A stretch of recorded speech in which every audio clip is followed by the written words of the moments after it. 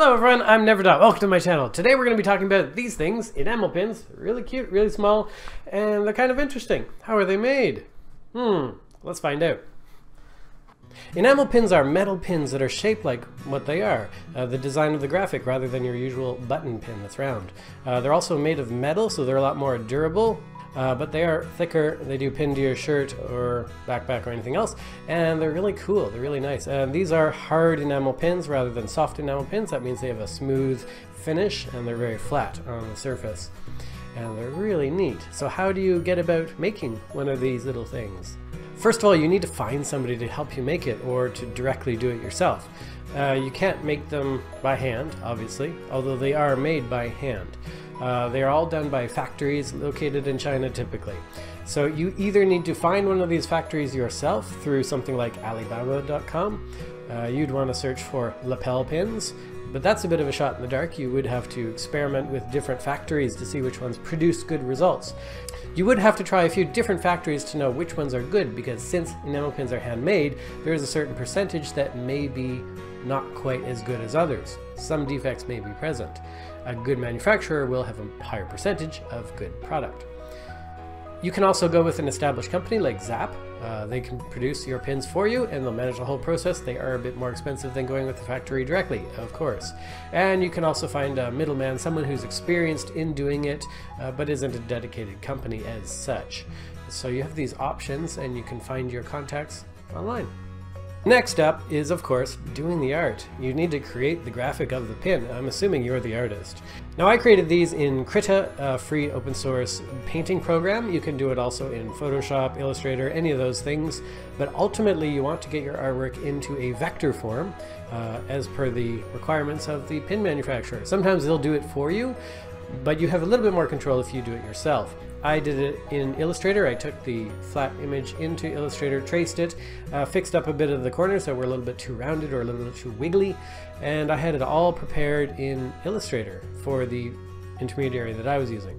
An important point with making pins is that it costs more to use more colors because these are all hand painted, so the less colors they have to pick around with, the cheaper it is. So I was trying to keep my pins to about 4 colors. I mostly got that. They're kind of like 5 colors, some of them. And you also need to make sure, because it's enamel, this enamel is flowing into different regions, it needs to be able to fit in the different regions, and no part of the pin can be smaller than a certain amount, or it just will be too small for the metal molds.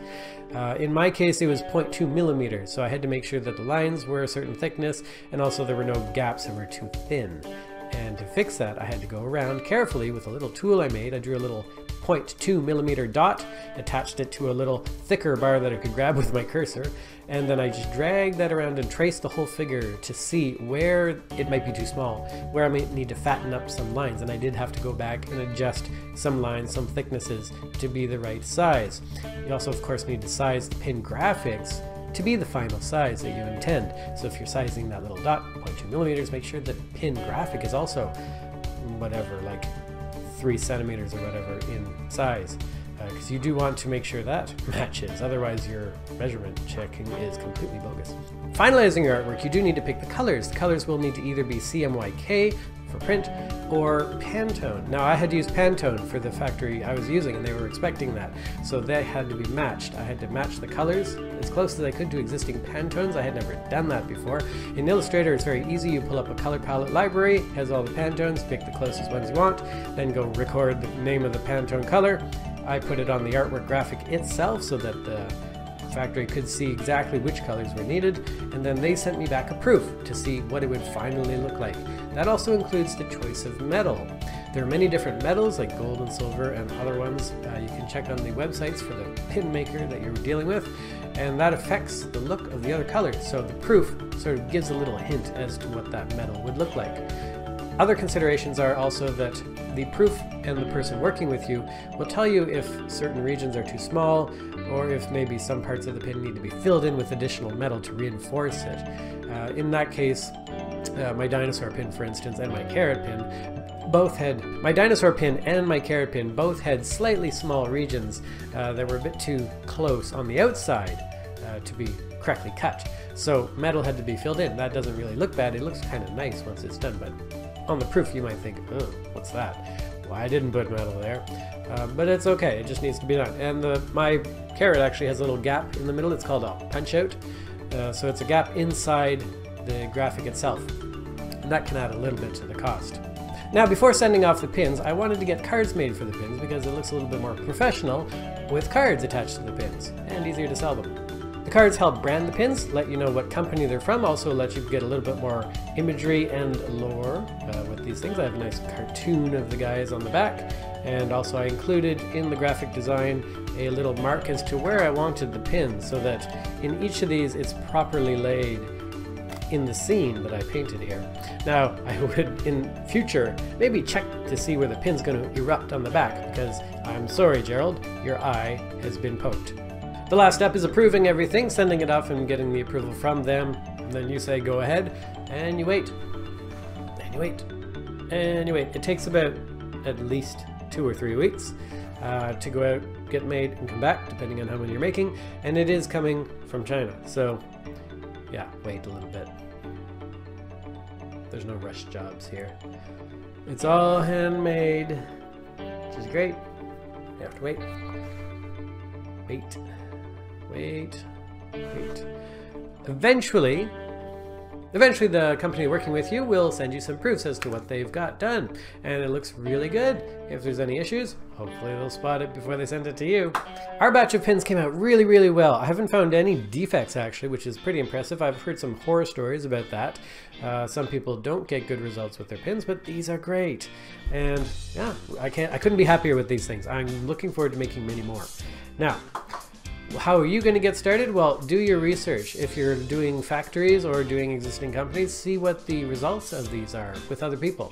If you can find anyone that's already done work with them. Certainly large companies that are doing pins have a reputation to protect, so they have a vested interest in making sure it's good, whereas factories just want to get your order in and out, and they might have a lot of other customers behind them, so they might not be as invested in making sure your order is perfect. So there is that balance. Before you send off your enamel pins, you do have to choose whether it's hard enamel or soft enamel, in addition to the metal. So that affects strongly how it looks. A soft enamel pin will have more texture. You can feel the ridges of the art, which is kind of cool because the enamel sort of sits in the pin. Whereas hard enamel, they fill it up and polish it off to a fine finish on the top, which has a more robust feel to it, and it's a bit more durable. And it's a bit more expensive too. However, I didn't find the cost difference much, and I do like the hard enamel. This is hard enamel. The appearance of the hard enamel much more than the soft enamel.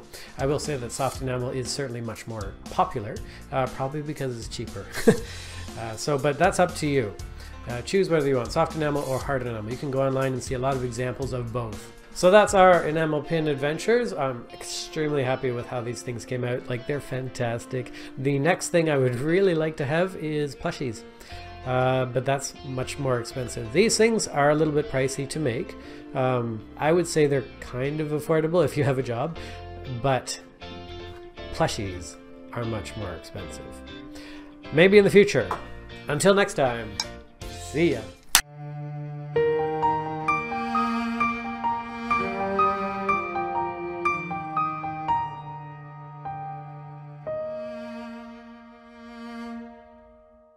The name's Rex.